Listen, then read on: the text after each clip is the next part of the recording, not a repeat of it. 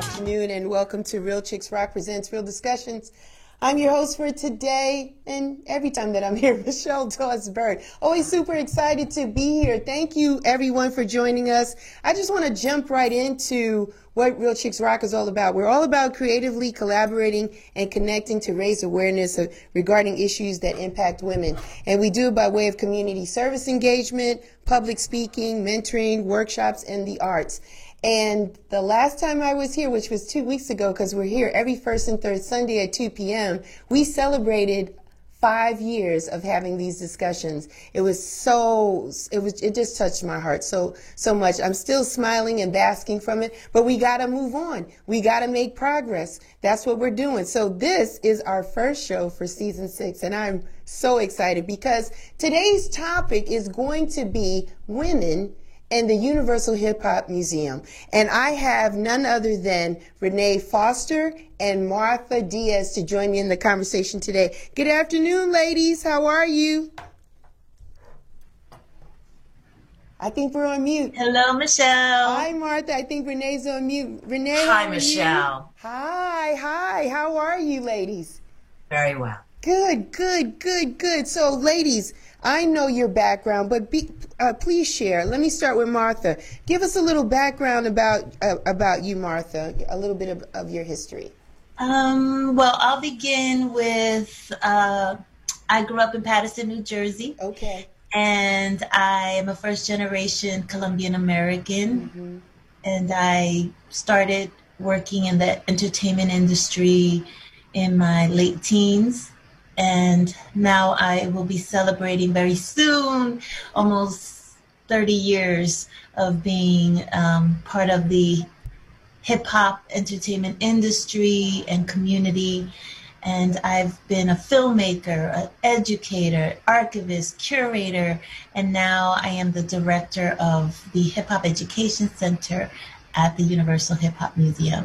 I also chair the archives, curatorial and education affairs. Awesome. Thanks, Martha. Renee, how about you? Share a little bit of your background with us.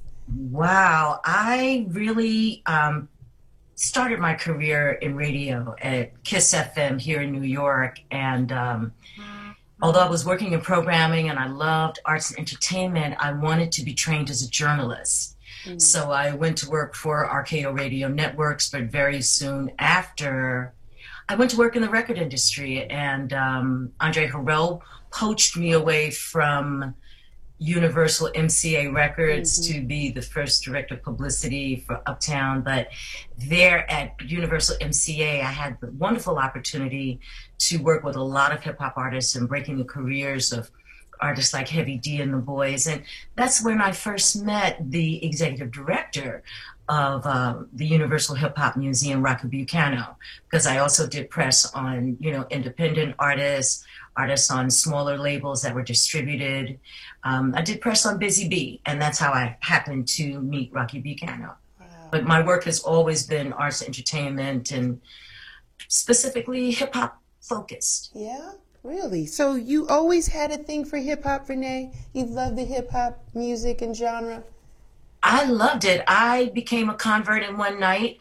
My first love took me to a concert, and I got to see Angie Stone and Cheryl in the Sequence, and that was it for me. I'm gonna funk you right on up. I'm gonna funk you right on up. Right? Yes, right. I was all in. At that moment, I was all in. Wow. All in, yes. Yeah, the music, the sound, the beats, and how they were, spitting those lyrics and just so funky and soulful. And just to see women do it was just the thing, right, Renee?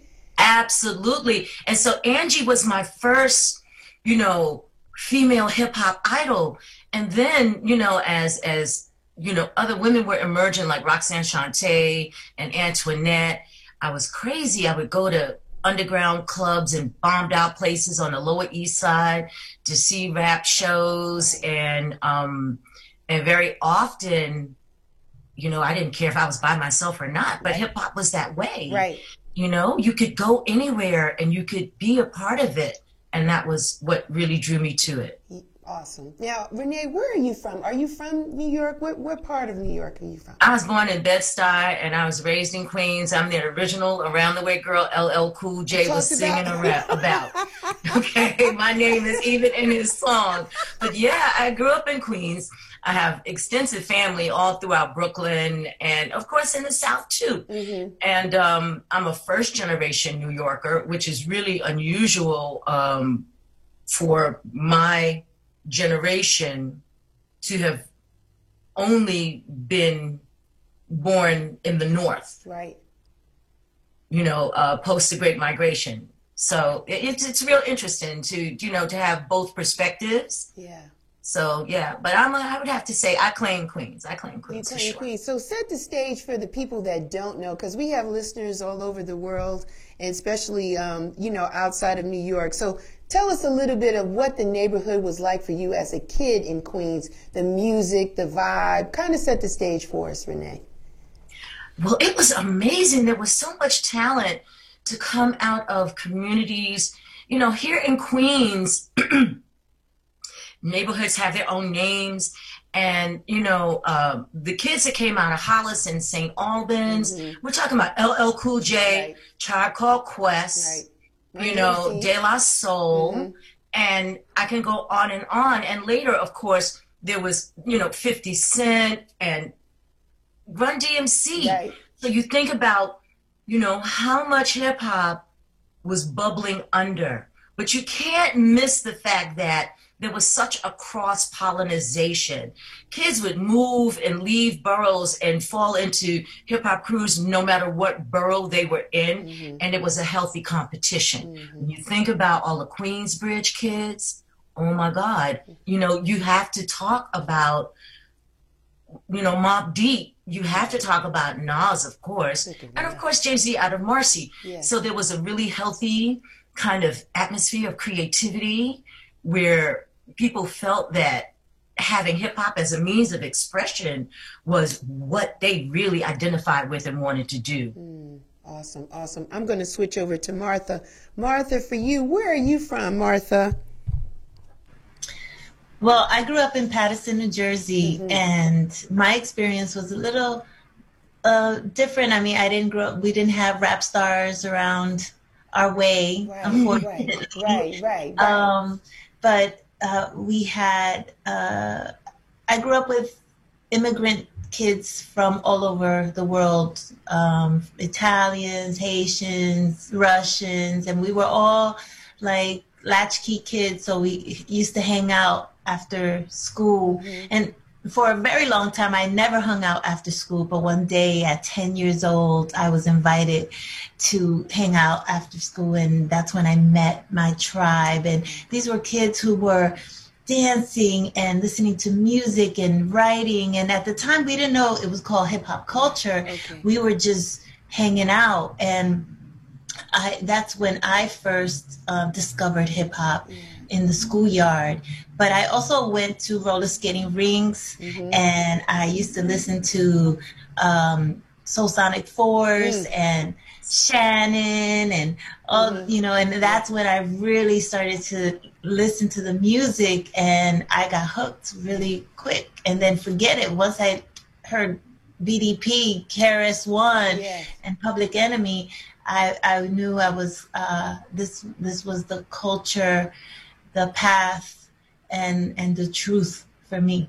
Now, did you start as a kid, Martha, like maybe in your teens, start migrating more to New York from Jersey into New York? Was it around your teens? Tell us a little bit about that, because for people that don't know, we got the 5 boroughs, but we always accepted our Jersey people, right, to come on in, party with us, blend with us. So tell us how it was for you as a kid when you started doing that. Well, my mom used to visit the Bronx, when I was a teenager, and then I learned how to take the bus from Paterson to Port Authority, and I would go to these clubs that I was way too young to be at, but I was there hanging out at the World or the Red Zone, Palladium,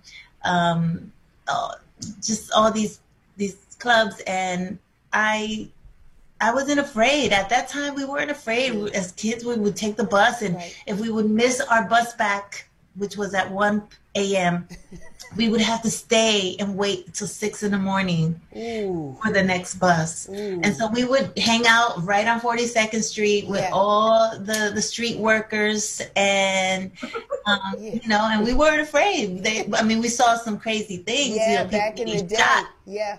Yeah. Because Yeah. back then, 42nd Street wasn't as touristy or clean or No. inviting as it is today, right? So we really would see syringes. You go down further down on the west side, there was definitely used condoms in the street, keeping it 100. The arcade and playland, we go in there and play Pac-Man. That was the game back then. Just trying to kill time, get a slice of pizza. Yes. But it Yes. certainly wasn't with the bleachers and no traffic going in and out. You know what I mean? And the men in blue are walking around, and the dudes that was hitting the buckets, playing the Yes. beat, right? Yes. We saw them emerge and then finally get in the videos. But it was totally, it definitely had a different urban type of city grind, but that was our city. We knew exactly how to maneuver within it. So you're absolutely right. We didn't have a sense of fear or anything like that. We just kids just like understanding what this culture was, right? For the most part, right? And the music took us, you know, in different spots and different places, but it brought us together, right? All right. Let me get to Renee. I want to talk to you, Renee, about Kiss FM because I love radio, right?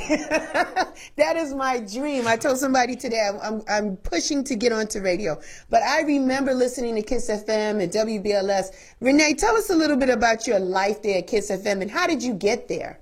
Oh my goodness, what an amazing story. First of all, Kiss FM was located at the time at 1440 Broadway, and that was Yeah. at Broadway at 40th Street, which was exactly 2 blocks from what we call the Deuce, 42nd That's Street. correct.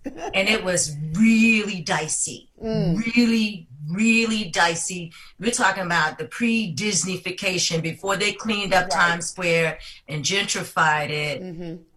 It was, you know, while you could see street kids breakdancing, there was a whole culture. There was a street culture that was very defined by being there in and around the Deuce. And my most memorable experience, I worked morning drive, which meant I had to be at work at 5:30 a.m.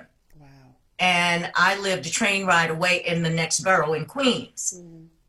Okay, so when I worked at Kiss FM, I would literally leave my house around 4 in the morning to go to work. Wow. But that was fantastic because I had just, you know, doing that, it gave me entree into programming. I was working for an amazing programmer, Barry Mayo, at the time, who went on to operate WBBR out of Chicago.